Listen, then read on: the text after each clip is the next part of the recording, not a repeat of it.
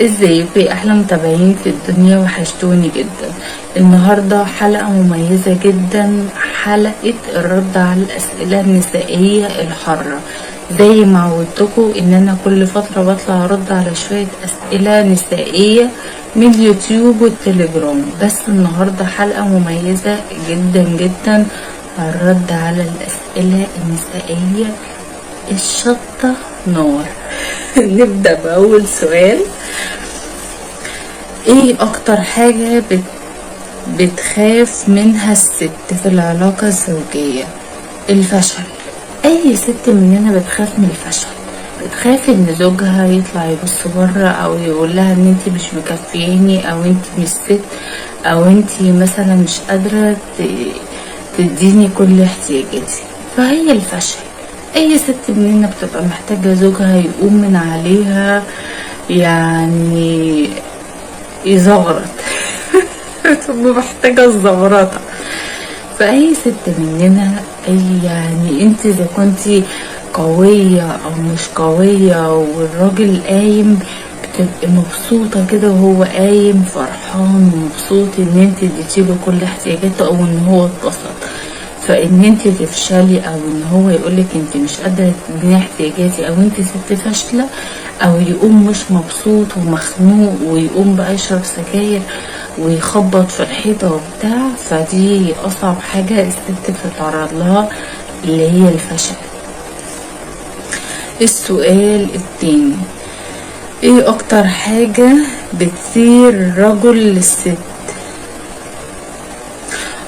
بتخلي يعني الراجل يثار من ناحية الست. المؤخرة. المؤخرة هي دي الحاجة اللي بتجيب الراجل. مهما كنت انت بيحبك، انت فيك اللي مش في حد تديله احتياجاته كلها، الحاجة اللي بتثيره وبتخليه يجري عليك اي واحدة مش انت بس، هي المؤخرة. اي مؤخرة الراجل بيجري عليها كده زي الهبل. اي مؤخرة وخلاص، ان شاء الله حتى لو ذكر بط هيجري وراه.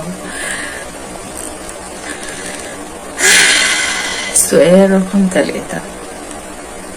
هل الست بتحب الراجل الرومانسي اكتر او الراجل الجريء اكتر؟ الجريء. الراجل الجريء.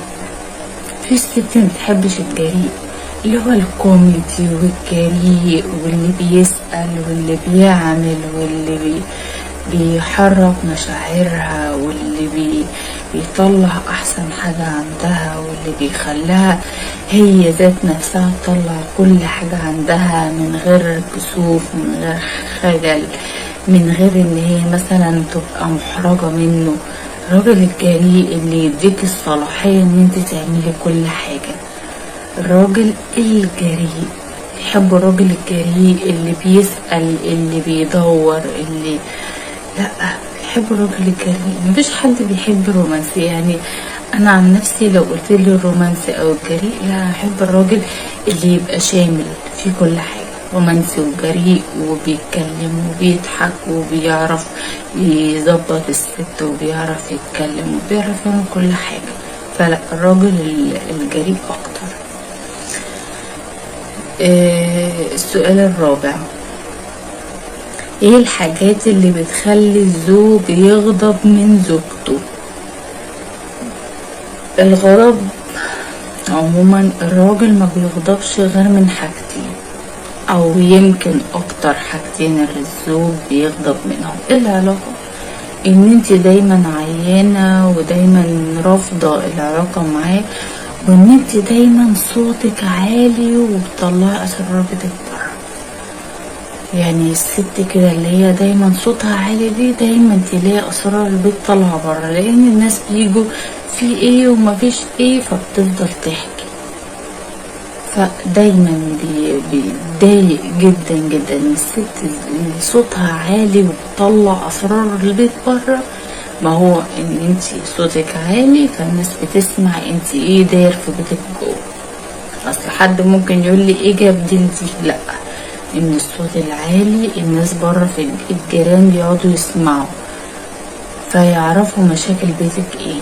او ان انت مش مداله حقوقه الزوجية، او بتتلككي او بتتحججي انا مش قادرة بكرة بعده. الحاجتين دول اكتر حاجتين اي راجل في الدنيا بيتضايق منهم، الاهمال في العلاقة والصوت العالي اللي بيخلي الجيران يعرفوا مشاكل البيت. السؤال الخامس، هل ايه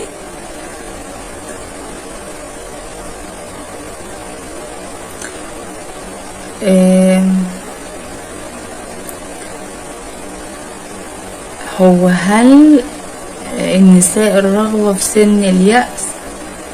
مش فاهمة ايه، مش فاهمة السؤال بليز اللي بعته. بص هو انا هرد، هل ترفض النساء الرغبة في سن اليأس؟ هو انا ممكن اقراها كده تمام، هو انا مش فاهمة انت كاتب ايه، بس عموما تمام. هل ترفض النساء الرغبة في سن اليأس؟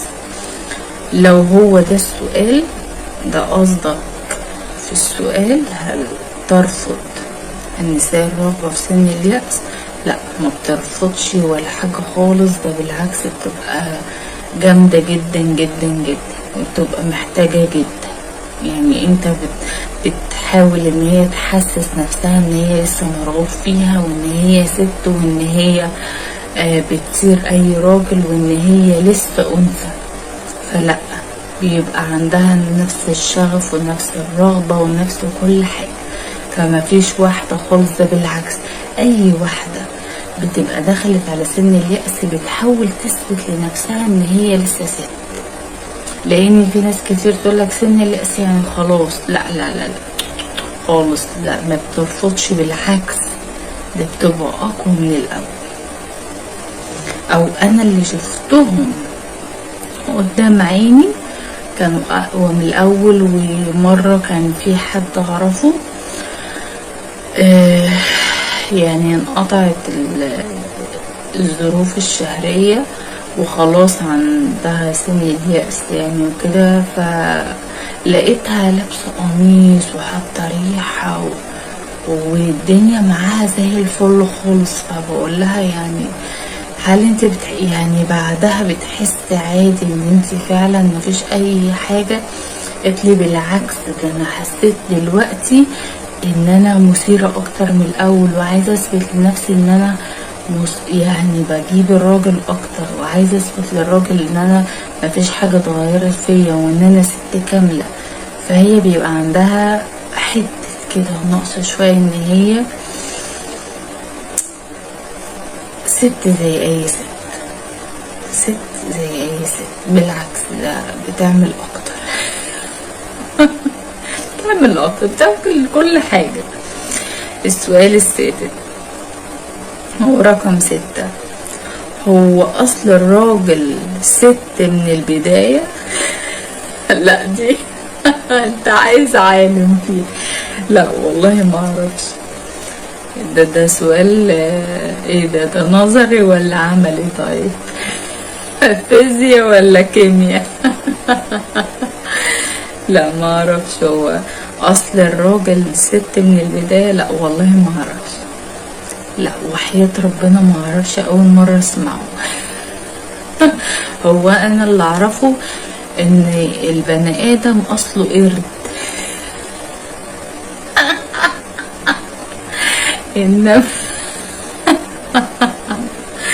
انما اصله ست ما اعرفوش. انا اعرف ان البني ادم اصله قرد، انما الست دي جديدة عليا ما اعرفوش والله. فممكن تسأل فيها بتوع الفيزياء والاحياء والحاجات دي، انا والله ما اعرفش عنها يعني ما اعرفش بجد. السؤال رقم 7، هل الراجل يحب تجربة العلاقة مع اكتر من ست؟ طبعا طبعا. الراجل بطبعه مزواج، وبطبعه بتاع نسوان، وبطبعه عينه زايغة، بيحب يجرب، وبيحب يشوف الانواع، ويحب يستطعم الكريز ولا الفراولة ولا المانجا لا بيحب، ده بيحب وحب ونص، ده عينه مرسوم فيها نسوان، قلبه فيه نسوان، عقله فيه نسوان. يعني لا، الراجل ده بيحب يدوق ويستطعم ويشوف اي طعم احلى واحلى، وكل ما يدوق طعم عايز طعم اكتر. لا الراجل طبعا، ما هفهمك يعني اكتر منك الراجل. السؤال الثامن: ايه اجمل شيء في الزواج؟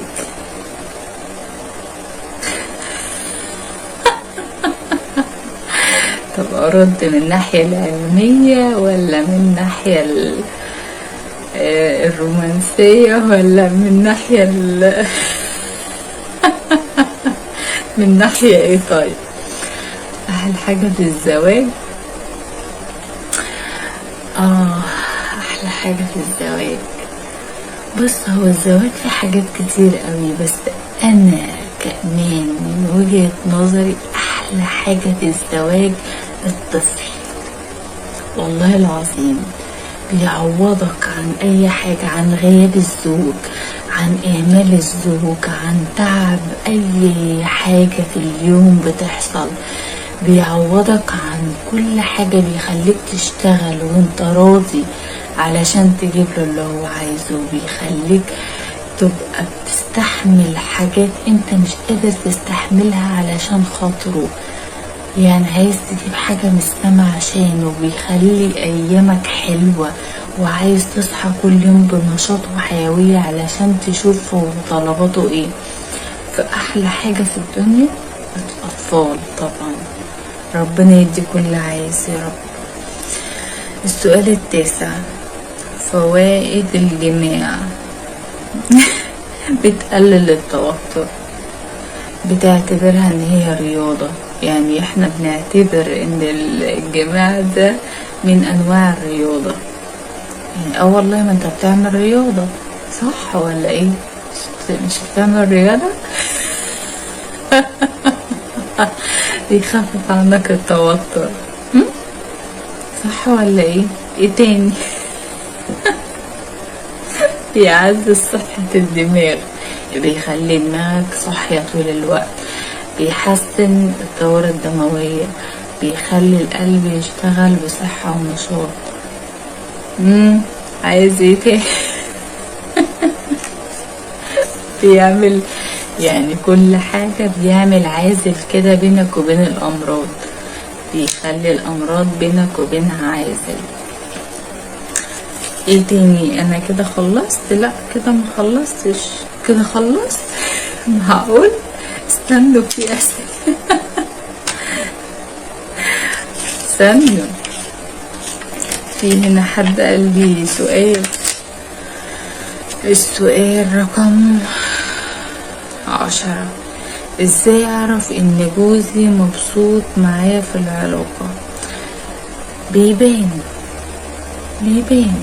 بيبان عليه، يعني الزوج بيبان عليه اذا كان مبسوط في العلاقة ولا لا. لما بيقوم ياخدك في حضنه ويبوسك ويقولك شكرا، لما بيقوم مبسوط وسعيد بيعملك كل طلباتك، لما بتلاقيه السعادة مالية قلبه، لما بتلاقيه مش بيخبط ويرزع ويشتم ويعمل وبيبقى باين عليه. الراجل اللي مش مبسوط في العلاقة بتلاقيه بيقعد يخبط في اي حاجة، بيفضل ينفخ، كان يوم اسود يوم معرفتك، جاتك القرف، انت وليه مقرفة، انت يطلع فيك القطط الفاصة. فمعنى ان هو ما قالش الحاجات دي وتمام وقعد مبسوط وحسيت الفرحة على قلبه وعقله وفي عيونه، يبقى انت كده ماشية صح. يبقى انت كده بتداله كل حاجة سليمة وتمام. بس فهو الراجل بيبان عليه اثناء العلاقة هل هو مبسوط ولا مش مبسوط. فاحنا مش محتاجين فيزياء يعني ولا حاجة، مش محتاجين، بيبان اثناء العلاقة اتبسط ولا مبسطش. بيبان. خلصت. أسئلة النهاردة. أي حد عنده سؤال يبعتلي، أي حد بعتلي وما ردتش عليه يبعت السؤال بصيغة تانية، ممكن أكون مش عارفة أرد على السؤال عشان مش عارفة أفهمه. ما تنساش